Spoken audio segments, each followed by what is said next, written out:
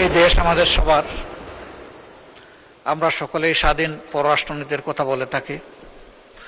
আমরা সত্যিকার অর্থেই একটা স্বাধীন পররাষ্ট্রনীতি দেখতে চাই, বাস্তবায়ন করতে চাই। এই ক্ষেত্রে বিরোধী দল হিসাবে আমাদের যেটুকু করণীয়, আমরা সরকারকে আশ্বস্ত করছি যে আমরা সকল সহযোগিতাই করব। বাংলাদেশের সঙ্গে মালয়েশিয়া এবং গণচীনের যে সম্পর্ক, এটা আরো দৃঢ় হয়েছে এবং বাংলাদেশের অর্থনৈতিক উন্নয়নে তারা তাদের ভূমিকা অক্ষুণ্ণ রাখবেন। শুধু নয়, তারা এটাকে আরো বাড়াবেন, সম্প্রসারিত করবেন। আমাদের যে সমস্যাগুলো রয়েছে বিভিন্নভাবে, সেই সব সমস্যাগুলোর সঙ্গে তারা সমস্যার সমাধানের চেষ্টা করবেন। এমনকি রোহিঙ্গা সমস্যার ব্যাপারেও সমাধানের ইঙ্গিত তারা দিয়েছেন এবং সেই ব্যাপারে তারা উদ্যোগ গ্রহণ করবেন বলেও জানিয়েছেন। মালয়েশিয়াতে আমাদের শ্রমবাজারের একটা বড় ইন্টারেস্ট রয়েছে, মালয়েশিয়ার সাথে আমাদের এনার্জির একটা বড় ইন্টারেস্ট রয়েছে এবং অন্যান্য ট্রেড ইন্টারেস্ট রয়েছে, ট্রেড অ্যান্ড ইনভেস্টমেন্ট ইন্টারেস্ট রয়েছে। চায়নার সাথে আমাদের এগেইন বিভিন্ন অবকাঠামোগত উন্নয়নের ব্যাপারে চায়নার সাথে বিশাল ট্রেড আমাদের সাথে, actually they are the largest trade partner of Bangladesh. এবং এইটাকে আরও কিভাবে বাংলাদেশের পক্ষে যে ট্রেড গ্যাপ যেটা আছে চায়নার সাথে, এটা আমরা আরও কিভাবে সেখানে রপ্তানি বাড়াতে পারি, সেই ব্যাপারেও আলোচনা হয়েছে মাননীয় স্পিকার। তো আমি মনে করি এই ভিজিটে উনি যে একটা বেঞ্চমার্ক, যে মানদণ্ড স্থাপন করেছেন, এটা আগামীর বাংলাদেশের রাজনীতিতে শুধু নয়, বিশ্বের সাথে বাংলাদেশের কি সম্পর্ক হবে সেটা নিশ্চিত করেছে। আপনাকে ধন্যবাদ মাননীয় স্পিকার।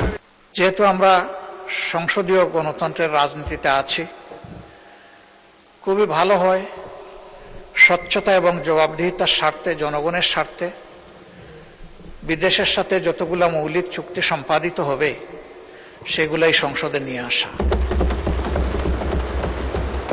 এই 350 মানুষই কিন্তু 18 কোটি মানুষ বা 20 কোটি মানুষের প্রতিনিধিত্ব করছেন। তারা যখন জানবেন, তখন এর মধ্য দিয়ে সরকার এবং জনগণের সাথে সেতুবন্ধন তৈরি হবে। এটা আমরা সবাই বলি, সবাই চাই যে আমাদের রিলেশন হবে মিউচুয়াল রেসপেক্ট এবং ইকুইটির ভিত্তিতে। আমি আশা করি তিনি সেই সতর্কতা অবলম্বন করেছেন। আমি এও আশা করি যে আমাদের স্বাধীন ফরেন পলিসিতে কেউ হস্তক্ষেপ করুক, এটা আমরা কখনো মেনে নেব না। দেশের স্বার্থ আগে, তারপরে অবভিয়াসলি কারো সাথে আমাদের চুক্তি যাই হোক, সেটা হবে মিউচুয়াল ইন্টারেস্টের ভিত্তিতে। আমরা কাউকে ক্ষতিগ্রস্ত করতে চাই না, কিন্তু আমরাও ক্ষতিগ্রস্ত হতে চাই না। যেই অনুমতি হচ্ছে যে মাননীয় প্রধানমন্ত্রী সাম্প্রতিককালের মালয়েশিয়া এবং চীন সফরটি পররাষ্ট্র নীতিতে এক নতুন দিগন্তের সূচনা করেছে। এর ফলে বাংলাদেশের স্বাধীনতা, সার্বভৌমত্ব, নিরাপত্তা আরও সংহত হবে বলে আমরা সবাই মনে করি। বিশেষ করে অর্থনৈতিক ক্ষেত্রে বাংলাদেশের উন্নয়নের সপক্ষে অত্যন্ত বলিষ্ঠ পদক্ষেপ ছিল এই সফর। সাথে সাথে আমাদের নিরাপত্তার প্রশ্নে বিশ্ববাসীরও দৃষ্টি আকর্ষিত হয়েছে। অনেক ত্যাগ তিতিক্ষার বিনিময়ে 1971 সালে জাতি যুদ্ধ করে দেশটিকে স্বাধীন করেছে। তারপর অনেক কঠিন সময় আমাদেরকে পার করতে হয়েছে। এমন এমন সরকার এই দেশে জনগণ দেখতে পেয়েছে যারা স্বাধীনতার সার্বভৌমত্ব অক্ষুণ্ণ রাখার জন্য কোনো প্রচেষ্টাই গ্রহণ করেনি। বর্তমান সংসদ নেতা এবং মাননীয় প্রধানমন্ত্রীর এই সাম্প্রতিক সফরের ফলে দেশবাসী অত্যন্ত আশান্বিত হয়েছে এবং সাধারণ মানুষও এই সফরটি সাফল্যের সাথে সমাপ্ত করার জন্য প্রধানমন্ত্রীকে ধন্যবাদ জানাচ্ছে। আপনি কিছু বলতে চাচ্ছেন? স্পিকার, আপনাকে ধন্যবাদ। আমি একটি ধন্যবাদ প্রস্তাব আনার জন্য দাঁড়িয়েছি মাননীয় স্পিকার। আমাদের প্রধানমন্ত্রী এবং সংসদ নেতা দীর্ঘকাল পরে একটি গণতান্ত্রিক সরকারের প্রতিনিধিত্ব করে প্রায় 18 বছর ফ্যাসিজমের যে একটা সময় গিয়েছে, তারপরে তিনি এই 4 মাসের সরকারের গঠন করা 4 মাসের মাথায় বাংলাদেশের প্রতিনিধিত্ব হয়ে মালয়েশিয়া এবং চীন সফর করেছেন। গণচীন সফর করেছেন এবং এই সফরটি বাংলাদেশের জন্য অত্যন্ত গুরুত্বপূর্ণ ছিল। বাংলাদেশের সঙ্গে মালয়েশিয়া এবং চীনের সম্পর্ক আরো দৃঢ় হয়েছে এবং অত্যন্ত সফলতার সঙ্গে তিনি এই সফরে অনেকগুলো চুক্তি সম্পাদন করেছেন এবং মালয়েশিয়ার এবং একই সঙ্গে গণচীনের সঙ্গে দুই দেশের পারস্পরিক মর্যাদার ভিত্তিতে সম্পর্ক আরো দৃঢ় হয়েছে। মাননীয় স্পিকার, আমি সেই জন্যই এই আজকে আমাদের জনগণের দ্বারা নির্বাচিত দীর্ঘ একটি ফাইসিবাদ বিরোধী সংগ্রামের নেতৃত্ব দেওয়ার পরে আমাদের নেতা, যিনি ইতিমধ্যেই একটি জাতীয়ভাবে আন্তর্জাতিকভাবে তিনি নিজের একটা অবস্থান তৈরি করে ফেলেছেন, যেখানে বাংলাদেশের মানুষ তার সম্পর্কে ধারণা সৃষ্টি করেছে যে তিনি অত্যন্ত দৃঢ়তার সঙ্গে জনগণের কল্যাণের জন্য কাজ করছেন এবং পুরনো সমস্ত খারাপ জিনিসগুলোকে বাদ দিয়ে নতুন দৃষ্টান্ত সৃষ্টি করছেন। যেমন মাননীয় স্পিকার, আপনি দেখেছেন যে ইতিপূর্বে যখন প্রধানমন্ত্রীরা বাইরে যেতেন তখন আপনার একটা বিরাট সম্বর্ধনার ব্যবস্থা করা হতো। দেশ থেকে ফিরলেও আবার রাস্তাঘাট বন্ধ করে দিয়ে একটা বড় রকমের সম্বর্ধনা আয়োজন করা হতো, যেটা তিনি নিজেই উদ্যোগ নিয়ে বন্ধ করে দিয়েছেন, আমাদেরকে নির্দেশ দিয়েছেন কোন রকমের সম্বর্ধনা আয়োজন। অথচ তার যে সাকসেস, এই সাকসেসগুলো কিন্তু বিরাট। তিনি গণচীনের সঙ্গে 17টি MOU হয়েছে মাননীয় স্পিকার, এবং প্রধানমন্ত্রীর সঙ্গে বাইলেটারাল যে মিটিং হয়েছে সেই মিটিংয়ে এই MOU গুলো সই হয়েছে এবং গণচীনের সব প্রেসিডেন্ট তার সঙ্গে তিনি দীর্ঘক্ষণ তারা আলোচনা করেছেন, সভা করেছেন, বৈঠক করেছেন, অত্যন্ত হৃদ্যতার সঙ্গে এই আলোচনাগুলো হয়েছে। বাংলাদেশের সঙ্গে মালয়েশিয়া এবং গণচীনের যে সম্পর্ক, এটা আরো দৃঢ় হয়েছে এবং বাংলাদেশের অর্থনৈতিক উন্নয়নে তারা তাদের ভূমিকা অক্ষুণ্ণ রাখবেন। শুধু নয়, তারা এটাকে আরো বাড়াবেন, সম্প্রসারিত করবেন। আমাদের যে সমস্যাগুলো রয়েছে বিভিন্নভাবে, সেই সব সমস্যাগুলোর সঙ্গে তারা সমস্যার সমাধানের চেষ্টা করবেন। এমনকি রোহিঙ্গা সমস্যার ব্যাপারেও সমাধানের ইঙ্গিত তারা দিয়েছেন এবং সেই ব্যাপারে তারা উদ্যোগ গ্রহণ করবেন বলেও জানিয়েছেন। মাননীয় স্পিকার, আমি সেই জন্য অনুরোধ করছি যে আজকে আমরা আমাদের মাননীয় প্রধানমন্ত্রীর কে ধন্যবাদ জানিয়ে, সংসদ থেকে ধন্যবাদ জানিয়ে এই সংসদ থেকে একটি ধন্যবাদ প্রস্তাব গ্রহণ করা হোক। ধন্যবাদ মাননীয় স্পিকার। প্রস্তাব করছি মাননীয় প্রধানমন্ত্রী জনাব তারেক রহমানের 21 থেকে 26 জুন 2026 তারিখ পর্যন্ত মালয়েশিয়া এবং চীন সফরে অভূতপূর্ব সাফল্যের জন্য এই মহান সংসদ মাননীয় প্রধানমন্ত্রীর সংসদ নেতা জনাব তারেক রহমানকে ধন্যবাদ জানাচ্ছে। ধন্যবাদ মাননীয় স্পিকার। ধন্যবাদ মাননীয় মন্ত্রী।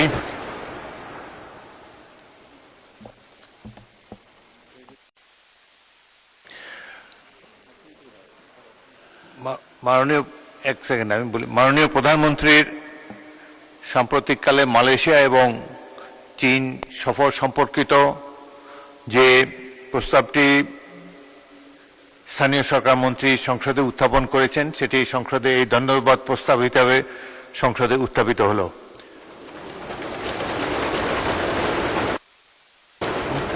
মাননীয় অর্থমন্ত্রী, আপনি কিছু বলতে যাচ্ছেন এই প্রস্তাবের উপরে? এই প্রস্তাবের উপরে জি জি, আমার মনে হয় যে একটি তালিকা চিফ হুইপকে বলবো তালিকাটি দেবার জন্য, এবং বক্তব্য আমার মনে হয় যে 5 মিনিট করে, যদি 5 মিনিটের মধ্যে আপনারা বক্তব্য শেষ করেন তাহলে বাজেটের আলোচনায় আমরা ফিরে যেতে পারি। যে মাননীয় অর্থমন্ত্রী। মাননীয় স্পিকার, আপনাকে ধন্যবাদ। আমি মাননীয় মন্ত্রী মির্জা ফখরুল ইসলাম আলমগীরের সাথে ঐক্যবোধ প্রকাশ করে প্রথমেই বলতে চাই যে বাংলাদেশের রাজনীতিতে যে কালচারাল একটা পরিবর্তন আনার প্রয়োজন, সেটা আমাদের মাননীয় প্রধানমন্ত্রী শুরু করেছেন। উনি বলেছেন অলরেডি, উনি যাওয়ার সময়ও এয়ারপোর্ট ওই হাজার লোক ওই সম্বর্ধনা বা আসার সময়ও করে নাই। এটা কিন্তু একটা বিরাট কালচারাল চেঞ্জ বাংলাদেশের। And Prime Minister is setting the standard. He is setting the standard. আগামীর বাংলাদেশের রাজনীতি কি হবে। দ্বিতীয় কথা হচ্ছে মাননীয় স্পিকার, ওনার যে ভ্রমণ মালয়েশিয়া এবং চায়নাতে, এই ভ্রমণটার ভিত্তি ছিল আমাদের পররাষ্ট্রনীতির যে ভিত্তি তার উপর করে, যে আমাদের সাথে প্রত্যেকটি দেশের সম্পর্ক হবে on mutual respect, on mutual interest, one of non interference এবং স্ট্র্যাটেজিক অটোনমি, আমাদের নিজস্ব অটোনমির ভিত্তিতে। মাননীয় প্রধানমন্ত্রীর এই ভিজিট সেটা প্রমাণ করেছেন। আমাদের অন্য দেশের সাথে সম্পর্কের যে যে যে বেঞ্চমার্ক, উনি সেটা আবার কনফার্ম করেছেন, যেটা বিএনপির রাজনীতিতে সব সময় ছিল, যেটা শহীদ প্রেসিডেন্ট জিয়া রহমান সাহেব যেটা স্টাবলিশ করেছিলেন, প্রত্যেকটি দেশের সাথে আমাদের সম্পর্ক হবে এই মানদণ্ডের উপর। আমরা কোথাও কম্প্রোমাইজ করব না। আমাদের সাথে প্রত্যেকটি দেশের যে সম্ভাবনা আছে, সেটা অর্থনৈতিক হোক, অন্য কোনো জেটে হোক, সেই সম্ভাবনাকে সম্পূর্ণ কাজে লাগিয়ে আমার ইন্টারেস্টে, আমার দেশের ইন্টারেস্টে, আমার জনগণের ইন্টারেস্টে কাজে লাগানোর জন্য আমরা মাল্টিল্যাটারালিজমের যে ফরেন পলিসি পারসু করেছি বিএনপির রাজনীতি শুরু থেকে এখন পর্যন্ত, উনি সেই ধারা অব্যাহত রেখেছেন। মালয়েশিয়াতে আমাদের শ্রমবাজারের একটা বড় ইন্টারেস্ট রয়েছে, মালয়েশিয়ার সাথে আমাদের এনার্জির একটা বড় ইন্টারেস্ট রয়েছে এবং অন্যান্য ট্রেড ইন্টারেস্ট রয়েছে, ট্রেড অ্যান্ড ইনভেস্টমেন্ট ইন্টারেস্ট রয়েছে। চায়নার সাথে আমাদের এগেইন বিভিন্ন অবকাঠামোগত উন্নয়নের ব্যাপারে, চায়নার সাথে বিশাল ট্রেড আমাদের সাথে, actually they are the largest trade partner of Bangladesh. এবং এইটাকে আরো কিভাবে বাংলাদেশের পক্ষে যে ট্রেড গ্যাপ যেটা আছে চায়নার সাথে, এটা আমরা আরো কিভাবে সেখানে রপ্তানি বাড়াতে পারি, সেই ব্যাপারেও আলোচনা হয়েছে মাননীয় স্পিকার। তো আমি মনে করি এই ভিজিটে উনি যে একটা বেঞ্চমার্ক, যে মানদণ্ড স্থাপন করেছেন, এটা আগামীর বাংলাদেশের রাজনীতিতে শুধু নয়, বিশ্বের সাথে বাংলাদেশের কি সম্পর্ক হবে সেটা নিশ্চিত করেছে। আপনাকে ধন্যবাদ মাননীয় স্পিকার। পরবর্তী বক্তব্য রাখার জন্য আমি মাননীয় বিরোধী দলের নেতাকে আহ্বান জানাচ্ছি। মাননীয় বিরোধী দলের নেতা। ধন্যবাদ মাননীয় স্পিকার। আমি জনাব মির্জা ফখরুল ইসলাম, মাননীয় মন্ত্রী এবং সংসদ সদস্য যে প্রস্তাব উত্থাপন করেছেন, আমি তাকে সমর্থন করছি। এই দেশ আমাদের সবার, আমরা সকলেই স্বাধীন পররাষ্ট্রনীতির কথা বলে থাকি। আমরা সত্যিকার অর্থে একটা স্বাধীন পররাষ্ট্রনীতি দেখতে চাই, বাস্তবায়ন করতে চাই। এই ক্ষেত্রে বিরোধী দল হিসেবে আমাদের যেটুকু করণীয়, আমরা সরকারকে আশ্বস্ত করছি যে আমরা সকল সহযোগিতাই করব। সব কিছুর উপরে আমাদের প্রিয় দেশ, যে দুটি দেশ সফরের মধ্য দিয়ে তার সরকারি সফর শুরু হলো, দুটি দেশই আমাদের দীর্ঘদিনের বন্ধু এবং তারা পরীক্ষিত বন্ধু। তবে এটি ঠিক যে বাংলাদেশ একটা ইম্পোর্ট বেসড কান্ট্রি, আমাদের এক্সপোর্টের চেয়ে ইম্পোর্ট অনেক বেশি, ব্যবধানটা অনেক বড়। আমাদের এক্সপোর্টের মূল দুইটা খাত, একটা হচ্ছে রফতানি, আমরা যেটা আরএমজিতে করে থাকি, আর একটা আমাদের ম্যান পাওয়ার, আমি রপ্তানি বলি না, তাদেরকে আমরা পাঠিয়ে থাকি। এটাকে ডাইভার্সিফাই করার যথেষ্ট সুযোগ আমাদের রয়েছে। তার জন্য দরকার শর্ট, মধ্য এবং দীর্ঘমেয়াদী প্ল্যান। আমি আশা করি যে মাননীয় প্রধানমন্ত্রী তার সফরে এই বিষয়গুলা মাথায় রেখেই তিনি দুইটি দেশের সাথে আলাপ আলোচনা করেছেন। যেহেতু আমরা সংসদীয় গণতন্ত্রের রাজনীতিতে আছি, খুবই ভালো হয় স্বচ্ছতা এবং জবাবদিহিতার স্বার্থে, জনগণের স্বার্থে বিদেশের সাথে যতগুলা মৌলিক চুক্তি সম্পাদিত হবে সেগুলাই সংসদে নিয়ে আসা। এই 350 মানুষই কিন্তু 18 কোটি মানুষ বা 20 কোটি মানুষের প্রতিনিধিত্ব করছেন। তারা যখন জানবেন, তখন এর মধ্য দিয়ে সরকার এবং জনগণের সাথে সেতুবন্ধন তৈরি হবে। এটা আমরা সবাই বলি, সবাই চাই যে আমাদের রিলেশন হবে মিউচুয়াল রেসপেক্ট এবং ইকুইটির ভিত্তিতে। আমি আশা করি তিনি সেই সতর্কতা অবলম্বন করেছেন। আমি এও আশা করি যে আমাদের স্বাধীন ফরেন পলিসিতে কেউ হস্তক্ষেপ করুক, এটা আমরা কখনো মেনে নেব না। দেশের স্বার্থ আগে, তারপরে অবভিয়াসলি কারো সাথে আমাদের চুক্তি যাই হোক সেটা হবে মিউচুয়াল ইন্টারেস্টের ভিত্তিতে। আমরা কাউকে ক্ষতিগ্রস্ত করতে চাই না, কিন্তু আমরাও ক্ষতিগ্রস্ত হতে চাই না। এই ভারসাম্যটা রক্ষা করেই আগামীর পলিসি যেন পরিচালিত হয়। আমি মাননীয় প্রধানমন্ত্রীর সুস্বাস্থ্য এবং দীর্ঘায়ু কামনা করছি এবং তার সরকারের সফলতাও কামনা করছি। শুধু এতটুকু যে এই সংসদ যেন সকল কর্মকাণ্ডের মূল কেন্দ্রবিন্দু হয়, সংসদকে বাইপাস করে যেন কিছুই না হয়, সব কিছু হোক সংসদের ভিতরে। এই সংসদ আলো ছড়াক, আগামী দিনে জনগণ, সরকারি দল, বিরোধী দল সকলের কার্যক্রমকে তাদের অ্যাকাউন্টে নিয়ে তারাই তাদের সিদ্ধান্ত নেবে। এখানে সরকারি দল সকল ক্রেডিট নেবে আর বিরোধী দল সব কিছুতে বিরোধিতা করবে। আমরা ব্যক্তিগতভাবে এবং দলগতভাবে আমরা এই কালচার সমর্থন করি না। সরকারি দলকেও বিরোধী দলকে সম্মান করতে হবে, আর বিরোধী দলেরও দায়িত্ব থাকবে দেশ গঠনে তার জায়গা থেকে যথাযথ ভূমিকা রাখা। সবাইকে ধন্যবাদ। আমি এই প্রস্তাবকে আবারও সমর্থন দিয়ে আপাতত কথা শেষ করলাম। আল্লাহ হাফিজ। আসসালামু আলাইকুম রহমতুল্লাহ।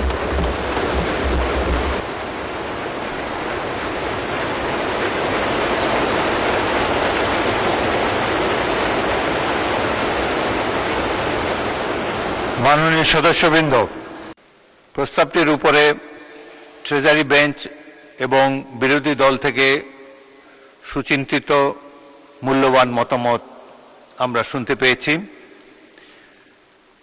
সহজেই অনুমিত হচ্ছে যে মাননীয় প্রধানমন্ত্রীর সাম্প্রতিককালের মালয়েশিয়া এবং চীন সফরটি পররাষ্ট্র নীতিতে এক নূতন দিগন্তের সূচনা করেছে। এর ফলে বাংলাদেশের স্বাধীনতা, সার্বভৌমত্ব, নিরাপত্তা আরও সংহত হবে বলে আমরা সবাই মনে করি। বিশেষ করে অর্থনৈতিক ক্ষেত্রে বাংলাদেশের উন্নয়নের সপক্ষে অত্যন্ত বলিষ্ঠ পদক্ষেপ ছিল এই সফর। সাথে সাথে আমাদের নিরাপত্তার প্রশ্নে বিশ্ববাসীরও দৃষ্টি আকর্ষিত হয়েছে। অনেক ত্যাগ তিতিক্ষার বিনিময়ে 1971 সালে জাতি যুদ্ধ করে দেশটিকে স্বাধীন করেছে। তারপর অনেক কঠিন সময় আমাদেরকে পার করতে হয়েছে। এমন এমন সরকার এই দেশে জনগণ দেখতে পেয়েছে যারা স্বাধীনতা, সার্বভৌমত্ব অক্ষুণ্ণ রাখার জন্য কোনো প্রচেষ্টাই গ্রহণ করেনি। বর্তমান সংসদ নেতা এবং মাননীয় প্রধানমন্ত্রীর এই সাম্প্রতিক সফরের ফলে দেশবাসী অত্যন্ত আশান্বিত হয়েছে এবং সাধারণ মানুষও এই সফরটি সাফল্যের সাথে সমাপ্ত করার জন্য প্রধানমন্ত্রীকে ধন্যবাদ জানাচ্ছে। আমি এখন মাননীয় স্থানীয় সরকার, পল্লী উন্নয়ন ও সমবায় মন্ত্রী মির্জা ফখরুল ইসলাম কর্তৃক উত্থাপিত এই প্রস্তাবটি ভোটে দিচ্ছি। সংসদের সামনে প্রশ্ন হচ্ছে, সংসদের অভিমত এই যে মাননীয় প্রধানমন্ত্রী জনাব তারেক রহমানের 21 থেকে 26 জুন 2026 তারিখ পর্যন্ত মালয়েশিয়া এবং চীন সফরে অভূতপূর্ব সাফল্যের জন্য এই মহান সংসদ মাননীয় প্রধানমন্ত্রী ও সংসদ নেতা জনাব তারেক রহমানকে ধন্যবাদ জানাচ্ছেন। যারা এই প্রস্তাবের পক্ষে আছেন তারা হ্যাঁ বলুন, যারা এই প্রস্তাবের বিপক্ষে আছেন তারা না বলুন। আমার মনে হয় হ্যাঁ জয়যুক্ত হয়েছে, হ্যাঁ জয়যুক্ত হয়েছে, হ্যাঁ জয়যুক্ত হয়েছে। অতএব প্রস্তাবটি এই মহান সংসদ কর্তৃক সর্বসম্মতিক্রমে গৃহীত হলো।